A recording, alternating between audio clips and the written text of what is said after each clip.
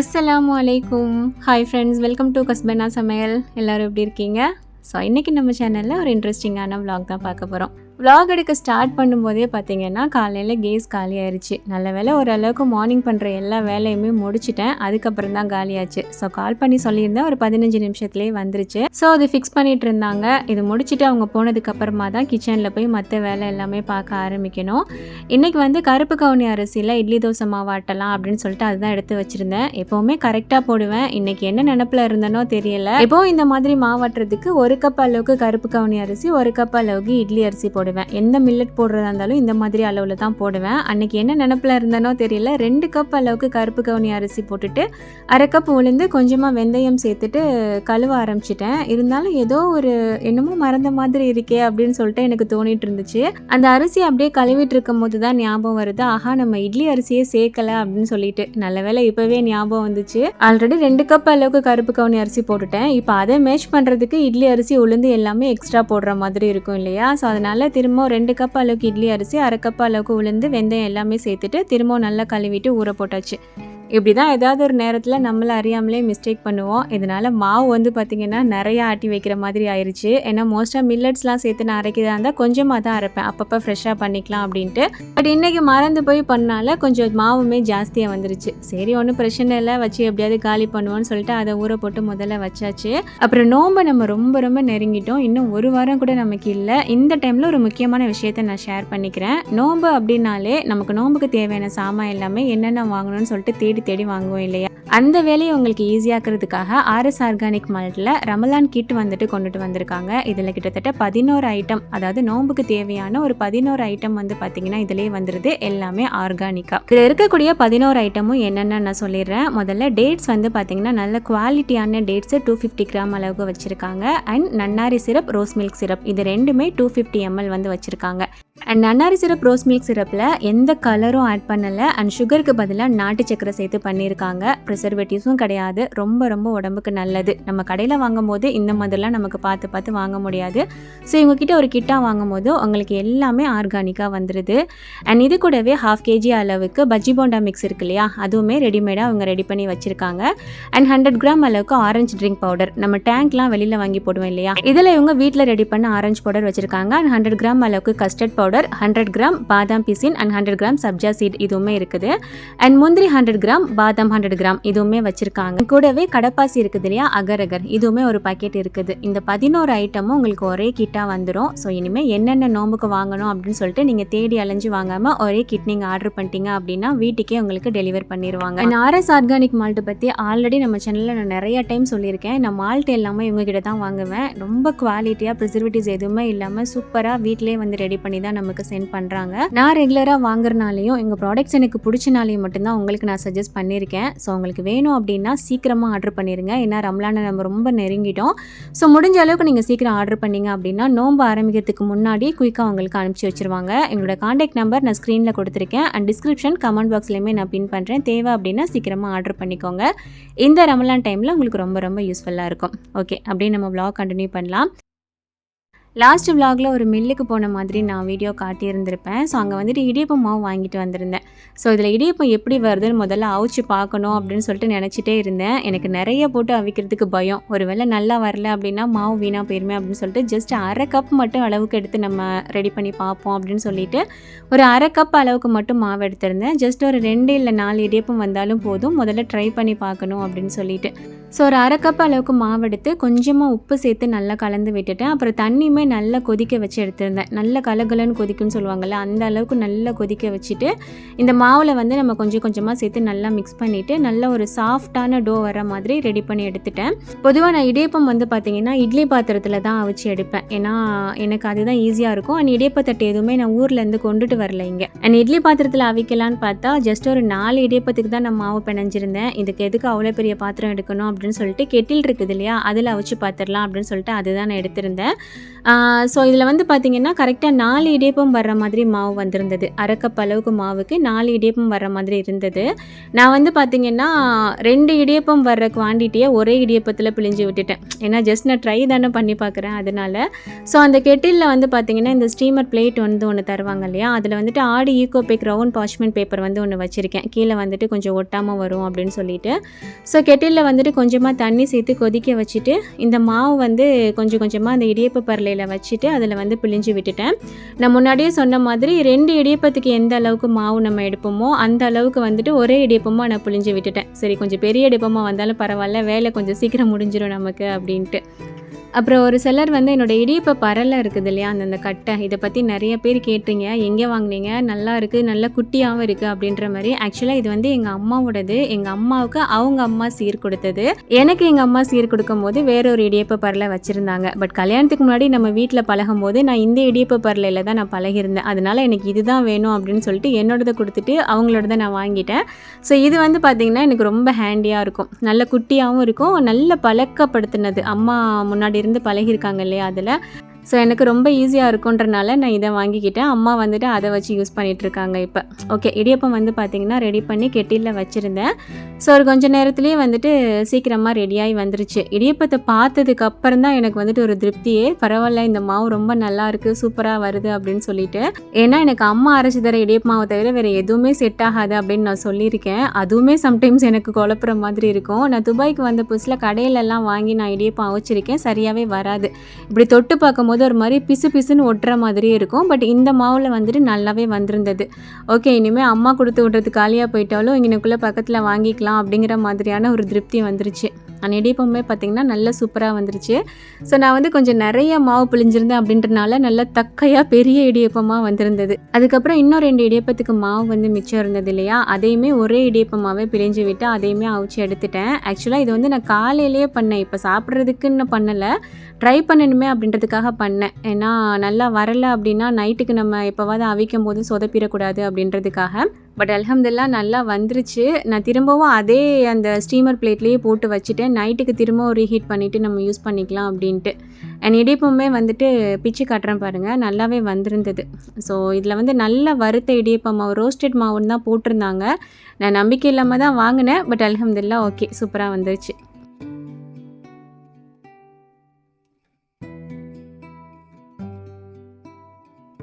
And உள்ளே வந்துட்டு அந்த ரவுண்ட் பார்ச்மெண்ட் பேப்பர் வச்சுருந்தேன் இல்லையா, இது வந்து பார்த்திங்கன்னா ஒட்டாமல் நல்லா வந்துடும். ஸோ உள்ளேயுமே பெருசாக ஒட்டியிருக்காது. அந்த பேப்பர் இருக்கிற இடத்துல வந்துட்டு உள்ளே இடியப்பம் வந்துட்டு ஒட்டியிருக்காது. இது வந்து ஸ்டீம் பண்ணுறதுக்கும் சரி, பேக் பண்ணுறதுக்கும் சரி, ரெண்டுக்குமே நல்லா யூஸ் ஆகும். ஸோ ஆன்லைனில் இருக்குது, லிங்க் கொடுக்குறேன், வேணும்னா செக் பண்ணி பார்த்துக்கோங்க.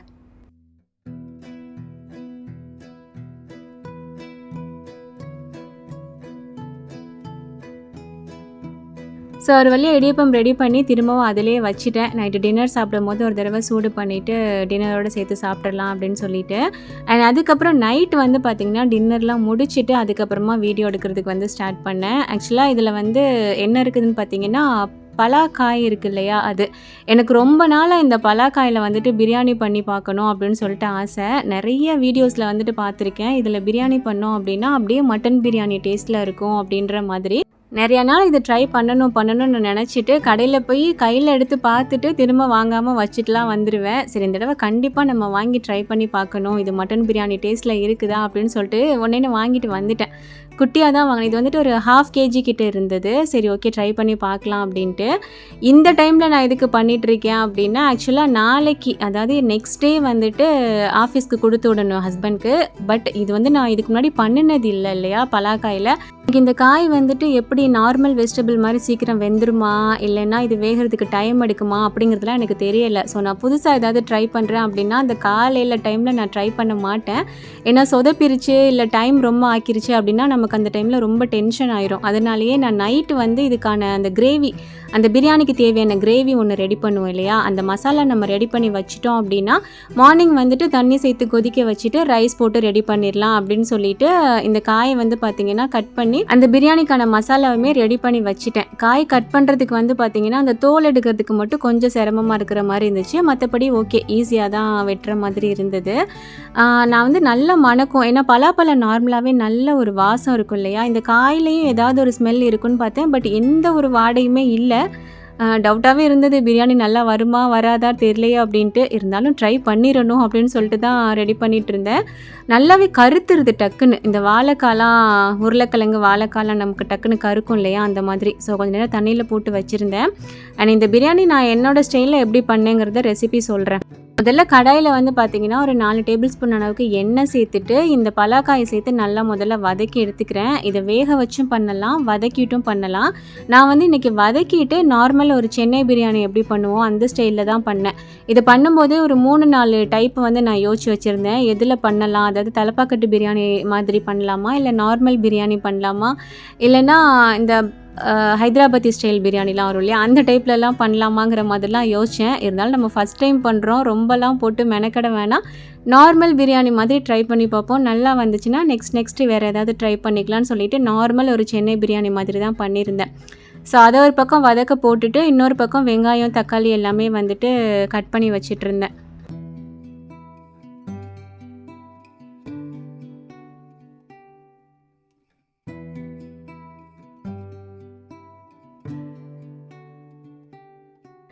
இது எண்ணெயில் வதக்குனனால பரவாயில்ல, ஓரளவுக்கு சீக்கிரமாகவே வெந்துருச்சு.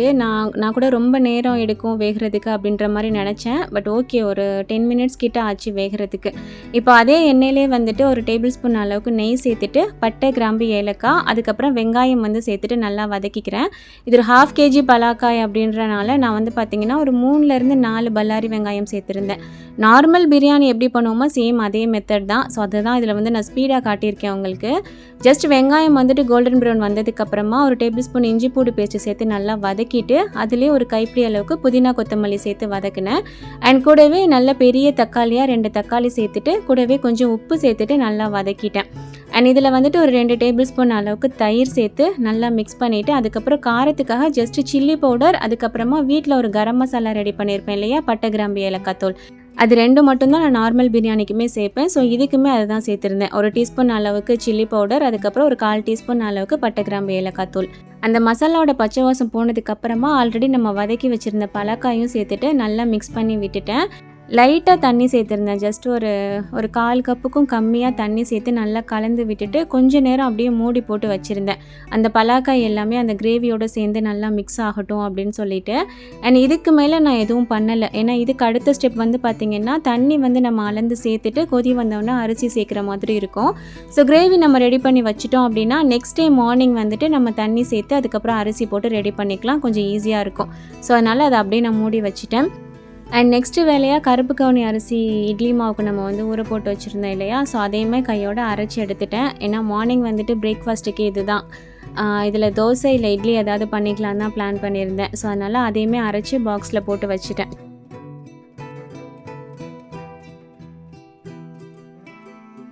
மாவு அரைச்சிட்டு உப்பு சேர்த்து கலந்துட்டு ஒரே பாக்ஸ்லேயே வச்சிடலாம் அப்படிங்கிற மாதிரி பிளான் பண்ணேன். பட் மாவு முக்கால்வாசி இருந்ததுன்றனால பொங்கி வரும்போது வலிஞ்சிருமோ அப்படிங்கிற மாதிரி பயமாக இருந்தது. ஸோ அதனால் மார்னிங்க்கு எந்த அளவுக்கு தேவையோ அதை மட்டும் இன்னொரு பாக்ஸில் நான் மாற்றி வச்சுட்டேன். சரி, காலையில் இதை முடிச்சுட்டு அந்த பாக்ஸு வந்து தூக்கி ஃப்ரிட்ஜில் வச்சிடலாம் மாவு புளிச்சு வந்ததுக்கப்புறம் அப்படின்ட்டு 2 பாக்ஸில் வந்து பார்த்திங்கன்னா எடுத்து வச்சுட்டேன். அண்ட் இதுக்கப்புறம் மார்னிங் தான் வீடியோ எடுத்திருந்தேன். ஸோ காலையில் கிச்சனுக்கு வந்த உடனே முதல் வேலை நமக்கு மாவு பொங்கி வந்திருக்கா அப்படின்னு தான் பார்க்கணும். ஏன்னா இது காலையில் பிரேக்ஃபாஸ்ட்டுக்கு நான் இது பிளான் பண்ணியிருந்தேன் அப்படின்றனால இது புளிச்சு வரலை அப்படின்னா வேறு ஏதாவது டக்குன்னு யோசிக்கணும் அப்படின்றதுக்காக. ஸோ அல்ஹம்துலில்லாஹ் மாவு வந்துட்டு நல்லாவே புளிச்சு வந்துருந்துச்சு. இட்லி அவிக்கலாமா தோசை ஊற்றலாமான்னு யோசிக்கும் போது சரி தோசையே சுட்டு கொடுத்துடலாம், நைட்டுக்கு இட்லியை வச்சுக்கலாம் அப்படின்னு பிளான் பண்ணிட்டேன். அண்ட் பிரியாணிக்கு சைட் டிஷ்ஷாக பாயில்டு எக் தான் கொடுத்து விடலான்னு சொல்லியிருந்தேன். ஸோ அதையுமே ஒரு பக்கம் வேக போட்டுட்டு அண்ட் தோசைக்கு வந்துட்டு சட்னி அரைச்சிட்டேன். நார்மலாக நான் தேங்காய் சட்னி தான் அரைச்சேன். பச்சை மிளகாக்கு பதிலாக காஞ்ச மிளகாய் சேர்த்து அரைக்கிறது. இந்த சட்னியுமே நல்ல வாசமாக இருக்கும் காஞ்ச மிளகாய் சேர்க்கும் போது. ஸோ சுரஃபாமாவுக்கு வந்துட்டு பேக் பண்ணிட்டேன். சுரேமுக்கு வந்து பார்த்திங்கன்னா எக்ஸாம் டைம் அப்படின்றனால சாப்பிட்டுட்டு போயிடுவான் வீட்டில். ஸோ அவளுக்கு மட்டும்தான் பேக் பண்ணேன். அண்ட் ஸ்நாக்ஸ்க்கு வந்து அன்றைக்கி பார்த்திங்கன்னா வீட்டில் பண்ண முறுக்கு வந்துட்டு இருந்தது. ஸோ அதையே வந்துட்டு கொடுத்து விட்டுட்டேன்.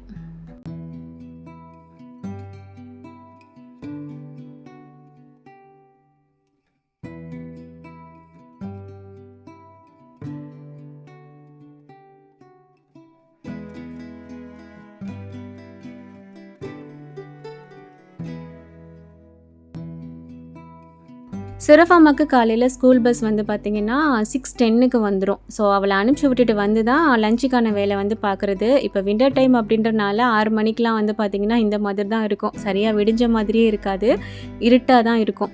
அண்ட் சுரஃபாமாமே பார்த்திங்கன்னா கொஞ்சம் தூங்கு மூஞ்சியோடையே இருக்கிற மாதிரி தான் இருக்கும். ஏன்னா காலையில் 5 மணிக்கே எழுந்திரிச்சு ரெடியாகிற மாதிரி இருக்கும். அதனால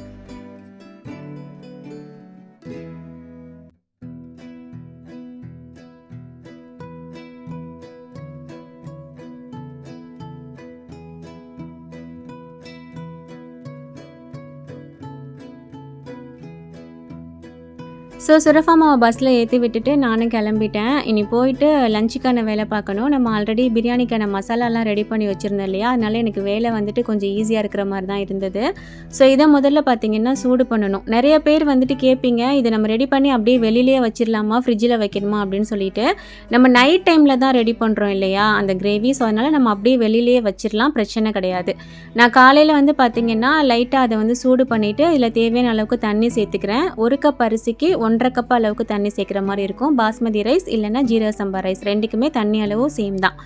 ஸோ இதில் வந்துட்டு 1/2 மணி நேரம் ஊற வச்ச பாஸ்மதி ரைஸ் சேர்த்துட்டு நார்மலாக நம்ம பிரியாணிக்கு தண்ணி நல்லா வற்றி வந்ததுக்கப்புறமா தம் போடுவோம் இல்லையா, அது மாதிரியே போட்டாச்சு.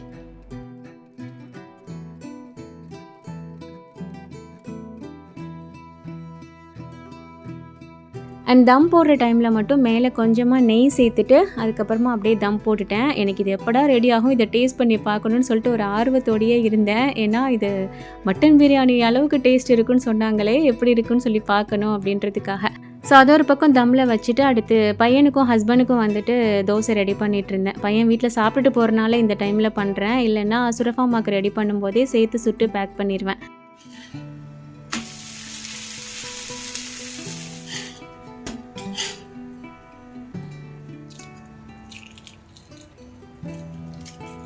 அண்ட் வேக வச்ச முட்டையில் ஜஸ்ட் ஒரு 2 முட்டை மட்டும் இந்த மாதிரி 2ஆக கட் பண்ணிவிட்டு ஜஸ்ட்டு மசாலா எக் மாதிரி ரெடி பண்ணி வச்சுருந்தேன். ஸோ பிரியாணி கூட இந்த மாதிரி சாப்பிடும்போது நல்லாயிருக்கும்ன்ட்டு. அதுக்கப்புறம் ஃபைனலாக தம் வந்து பார்த்திங்கன்னா உடைச்சாச்சு. நல்ல வாசமாக தான் இருந்தது ஓப்பன் பண்ணும்போது. பட் டேஸ்ட் மட்டன் பிரியாணி அளவுக்கு இருந்ததான்னு கேட்டிங்கன்னா அவ்வளோ சீன்லாம் இல்லை. நார்மல் ஒரு வெஜிடபிள் பிரியாணி எப்படி இருக்கும் அதை விட வேணால் கொஞ்சம் டேஸ்ட்டாக இருந்தது எக்ஸ்ட்ரா. பட் மட்டன் பிரியாணி தான், அது பக்கத்தில் எதுவுமே வர முடியாது. நானுமே வந்து இது மட்டன் பிரியாணி அளவுக்கு வருமாங்கிற ஒரு சந்தேகத்தில் பண்ண மாதிரியே இது அந்த அளவுக்கு டேஸ்ட்லாம் கிடையாது. பட் ஓகே, எதுக்காக மட்டன் பிரியாணி மாதிரி இருக்குதுன்னு சொல்கிறாங்கன்னு எனக்கு தெரியலை. பட் அந்த பீஸ் இருக்குது இல்லையா, அந்த காய், அதை வந்து நம்ம பிச்சு பார்க்கும்போது லைட்டாக கறி மாதிரி ஃபீல் ஆகுது. நம்ம சாப்பிடும் போதும் அதை மெல்லும் போதுமே லைட்டாக கறி மாதிரி ஃபீல் ஆகுது. அதனால வேணும்னா அந்த மாதிரி சொல்லியிருப்பாங்கன்னு நினைக்கிறேன். பட் டேஸ்ட்டு மட்டன் பிரியாணி மாதிரிலாம் கிடையாது. ஸோ அதை நம்பி அந்த மாதிரி இருக்குன்னு நினச்சி யாரும் ட்ரை பண்ணாதீங்க. ஒரு வெஜிடபிள் பிரியாணியை விட டேஸ்ட் வந்துட்டு சூப்பராக இருக்குது அப்படின்னா ஓகே. எனக்கு ரொம்ப நாளாக நான் ஆசைப்பட்டுட்டு இருந்தது இதில் வந்து எப்படி வருதுன்னு ட்ரை பண்ணி பார்க்கணும் அப்படின்னு சொல்லிட்டு, அந்த வகையில் நான் ட்ரை பண்ணிட்டேன்ப்பா அப்படிங்கிற மாதிரி ஒரு திருப்தி இருந்தது. பட் திரும்ப இந்த பலாக்காய் வாங்கி நீ பிரியாணி பண்ணுவியான்னு கேட்டிங்கன்னா நான் மாட்டேன்னு தான் சொல்லுவேன். ஏன்னா இது விற்கிற விலைக்கு நான் மட்டனே வாங்கி பிரியாணி பண்ணிடுவேனடா அப்படிங்கிற மாதிரி தான் இருக்கும். ஏன்னா யூஏயில் நான்வெஜ்ஜை விட காய்கறியோட விலை தான் வந்துட்டு ரொம்ப ஜாஸ்தி. அந்த வகையில் ஓகே, நம்ம நான்வெஜ் சாப்பிட வேணாம் வெஜ்ஜு சாப்பிடணும்னு ஆசைப்பட்டு இது பண்ணுறோம் அப்படின்னா ஓகே தான். ஓகே, ஹஸ்பண்ட்க்கு வந்து பார்த்திங்கன்னா தோசை சுட்டுட்டு அதுக்கப்புறம் அந்த சட்னி கூடவே இந்த பிரியாணி முட்டை வச்சுட்டு பேக் பண்ணியாச்சு. அண்ட் ஓகே, இந்த வீடியோ இதோட நான் முடிச்சுக்கிறேன். ரமலான் ரொம்பவே நெருங்கிட்டோம். ஆல்ரெடி நம்ம சேனலில் ரமலான் ப்ரிப்ரேஷன் வீடியோ போட்டிருக்கேன். இது வரைக்கும் நீங்கள் பார்க்கல அப்படின்னா சீக்கிரமாக பார்த்துட்டு ஏதாவது ரெடி பண்ணி வைக்கணுன்னா சீக்கிரமாக ரெடி பண்ணி வச்சுருங்க. அண்ட் இந்த வீடியோ பிடிச்சிருந்தது அப்படின்னா லைக் பண்ணிக்கோங்க, புதுசாக பார்க்குறவங்க சப்ஸ்கிரைப் பண்ணிக்கோங்க. தேங்க்ஸ் ஃபார் வாட்சிங்.